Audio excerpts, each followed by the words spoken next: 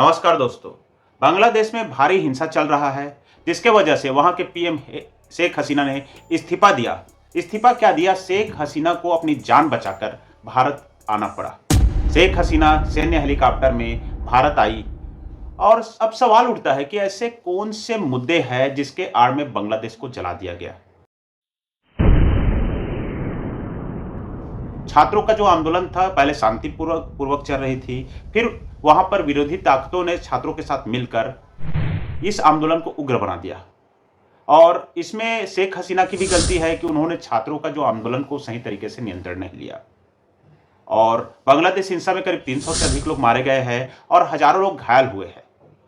बहुत दिनों से पहले से ही बांग्लादेश में कर्फ्यू लगा हुआ था।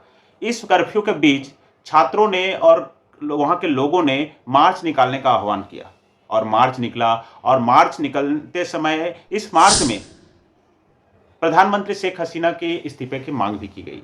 जब छात्रों का आंदोलन उग्र हो गया तो उग्र छात्र प्रधानमंत्री कार्यालय पहुंचकर वहां भी तोड़फोड़ की।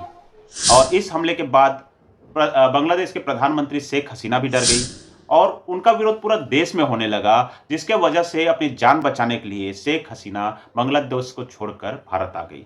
एक सूत्र के रूप में यह पता चला है कि शेख हसीना और उनकी बहन वहां के प्रधानमंत्री का आधिकारिक निवास, जिसे बंग भवन भी कहते हैं, को छोड़कर भारत आ गई। शेख हसीना बांग्लादेश छोड़ने के पहले एक भाषण रिकॉर्ड करना चाहती थी, लेकिन उसे ऐसा करने का अवसर नहीं मिल पाया। बाद में वीडियो में आपने देखा ही होगा, प्रधानमंत्री भवन में तोड़फोड़ किया गया। शेख हसीना के कपड़े, उनका अंतर्वस्त्र का भी लोग पहन कर उसका प्रदर्शनी कर रहे थे। क्या नालायक तरीके से विरोध जता रहे थे। बांग्लादेश में हो रही हिंसा के कारण वहां पर दिए जाने वाले विशेष प्रकार का आरक्षण है, जो मुक्ति वाहिनियों के परिवार को मिलती है। मुक्ति वाहिनी मतलब वे लोग जिन्होंने 1971 में बांग्लादेश को पाकिस्तान से आजाद कराया था। 1971 में पाकिस्तान के सैनिकों के विरुद्ध बांग्लादेश के जिन लोगों ने लड़ाई लड़ी थी, उनको मुक्ति वाहिनी कहते हैं। और उन्हीं मुक्ति वाहिनी को 30% आरक्षण बांग्लादेश के सरकार द्वारा दिया जाता था नौकरियों में। और यह आरक्षण बाद में उनके बेटे या पुत्रों को मिला, बाद में उनके नाती पंती को मिला। यह एक प्रकार का प्रोसेस चली आ रही थी, जिसके वजह से युवाओं में असंतोष था, क्योंकि 30% आरक्षण कम नहीं होता। मुक्ति वाहिनी परिवार के कई जनरेशंस को इसका फायदा मिला और बांग्लादेश के युवाओं में यह आशंका थी, यह संशय था कि जब मुक्ति वाहिनी परिवार के सदस्य नहीं मिलता होगा, तब सरकार अपने समर्थकों को नौकरी में घुसा देता होगा। इसका भी चर्चे बांग्लादेश के युवाओं के बीच था। मुक्ति वाहिनी के परिवार को मिलने वाला 30% आरक्षण के विरुद्ध सबसे पहले आंदोलन 2018 में किया गया। 2018 में बांग्लादेश हाई कोर्ट में इस आरक्षण के वैलिडिटी को चुनौती देने के लिए एक पिटीशन डाली गई। तब इस पिटीशन को बांग्लादेश हाई कोर्ट ने रद्द कर दिया। उस समय शेख हसीना वहां शासन में थी। इसके बाद छात्रों का आंदोलन शुरू हो गया, वह आंदोलन उग्र होने लगा। तो इस आंदोलन के जवाब में शेख हसीना ने बांग्लादेश सिविल सेवा का जो परीक्षा का आयोजन होता है, उसमें इस कोटा को रद्द कर दिया। अब देखिए, ये बहुत जल्दबाजी में किया गया फैसला था शेख हसीना का, और उससे उन छात्रों को भी झटका लगा जो कोटा में इंप्रूवमेंट चाहते थे, ना कि इसको खत्म करना। यह स्पष्ट था कि अगर कोई स्वतंत्रता सेनानी को कोई कोटा नहीं मिलेगा तो किसी और को कोटा नहीं मिलेगा। तो सिर्फ स्वतंत्रता सेनानी का कोटा रद्द करना भी उचित नहीं था। यह शेख हसीना की एक तरीके से जल्दबाजी थी। इसी साल बांग्लादेश हाई कोर्ट में इस मामलों में फिर से सुनवाई हुई और बांग्लादेश हाई कोर्ट ने इस कोटा सिस्टम को बहाल करने का आदेश दिया, जिसके बाद बांग्लादेश के छात्र गुस्सा हो गए और आंदोलन करने को उतर गए। इस आंदोलन के जवाब में शेख हसीना ने इसे कोर्ट की कार्रवाई का हवाला दिया, जिससे छात्र और गुस्सा हो गए और यह आंदोलन जुलाई में शुरू हुआ और धीरे धीरे हिंसक होने लगा। इसमें प्रधानमंत्री शेख हसीना की भी बड़ी भूमिका थी। कभी कभी उनका कुछ बयान था जो उन छात्रों के अगेंस्ट गया। शुरू में यह जो आंदोलन था शांतिपूर्ण था। धीरे धीरे इसमें विरोधी पक्ष के लोग और अन्य लोगों ने हवा देना चालू किया और शेख हसीना भी इस आंदोलन को नियंत्रण करने में असमर्थ रही, जिसके वजह से यह आंदोलन धीरे धीरे हिंसक होने लगा। बांग्लादेश में छात्रों की एक बड़ी संख्या है जो बेरोजगारी का सामना कर रहे हैं। ऐसे में इस आरक्षण के खिलाफ खड़े हुए छात्रों के प्रति सरकार को नरमी से पेश आना था, बल्कि शेख हसीना तो बहुत सख्ती से पेश आया। शेख हसीना ने आंदोलनकारी छात्रों को आतंकवादी तक कह दिया।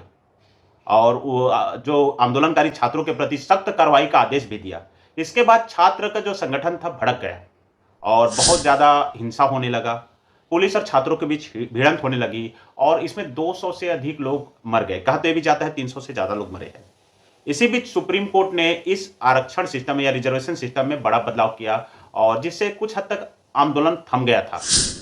सुप्रीम कोर्ट ने इस रिजर्वेशन पर सुधार तो किया, लेकिन आरक्षण के आंदोलन के दौरान मारे गए लोगों को देखते हुए और इस हिंसा को देखते हुए लोगों ने सरकार के खिलाफ आंदोलन चलता रहा।